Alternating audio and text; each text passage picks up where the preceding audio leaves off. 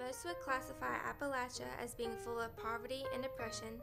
What people are misunderstanding is that this poverty is not the result of genetic heritage, but has roots in history, like the ginseng trade and moonshine. In the late 1700s, the American ginseng trade was used to flourish the land with prosperity. These roots from the ginseng plant could be sold for more than it cost to harvest, but eventually this craft diminished. Ginseng became hard to find when mountaintop removal and coal mining started to take over.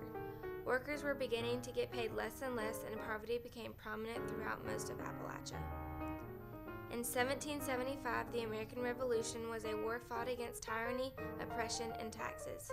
It led to a spirit of rum runners, moonshiners, and bootleggers. Liquor became mandatory for the people, and many views were placed upon it. In 1930, the prohibition of alcohol was passed by the 18th Amendment. Although the production, consumption, and distribution of alcohol was illegal, moonshine stills already existed and rum-running backgrounds had already been recognized. These lawless individuals fought against tax collectors and moral crusaders. This eventually led to the signing of the 21st Amendment, which made alcohol legal but homemade whiskey illegal. Some people say that for those who make moonshine, it's a part of their heritage. For others, it's their income and survival, to keep their kids from starving, to send them to school, and to buy them clothes. The result of poverty was led by many factors, and what has helped Appalachia succeed is not only history, but Appalachia belief. Life in Appalachia. There are many healthcare inequalities. People are not able to get proper treatments and are uninformed on proper prevention education.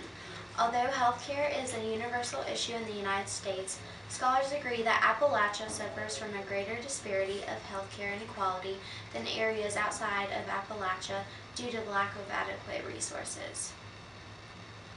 What are healthcare inequalities? Healthcare inequalities are preventable yet unjust differences in health status and continue to be experienced by certain population groups. What are some factors that affect healthcare for individuals in Appalachia? Some factors that affect Appalachian individuals and their healthcare included their family system components, resource availability, and environmental factors. Why is it important to understand the disparities of Appalachian region? It is important to understand how the disparities of the Appalachian culture affect the culture's health. The inequalities can be easily reversed with education and more availability of resources to the region. A social welfare system is a program that provides assistance to needy individuals and families. The types and amount of social welfare available to individuals and families vary for country, state, or region. Social welfare is a great program that assists many and benefits society by protecting people from losing all of their worth. Specifically in Appalachia, people within this community have relied on social welfare ever since the Great Depression started in 1929. While some economies began to recover by the late 1930s, many countries had long-term negative effects, some of which lasted up until the end of World War II. Regardless of one's social class or level of income, the Great Depression impacted everyone. Personal income, tax revenue, profits, and prices dropped, causing unemployment in the United States to rise to 25%. At this time, Appalachia was home to a small population where most citizens were involved in farming, lodging, or coal mining. These specific jobs hit a standstill during the Great Depression because demand lessened, causing Appalachians to quickly become dependent on social welfare, a situation that has remained to the present day, often leading images of Appalachian people as passive and apathetic about their lives. The dependence of welfare in Appalachia can be better understood by examining the roots and development of social welfare in the country as a whole. Okay, action. The American Institute of Nutrition defines food security as access by all people at all times to have enough food for an active, healthy life, and includes at a minimum A, the ready availability of nutritionally adequate and safe foods, and B, the assured ability to acquire acceptable foods in socially acceptable ways rather than stealing or other methods of coping. On the other hand of the spectrum, the USDA defines food insecurity as reports of multiple indications of disrupted eating patterns and reduced food intake. People of the Appalachian community have seemingly always struggled with food security due to the facts of living in such an impoverished and underemployed region. Men and women and children of all ages alike are suffering from malnutrition and have not had enough income to sustain a healthy lifestyle and concern to food. Poverty affects all age groups across the region and still persists despite the implementation of the Food Stamp Act and the efforts of political and regional organizations.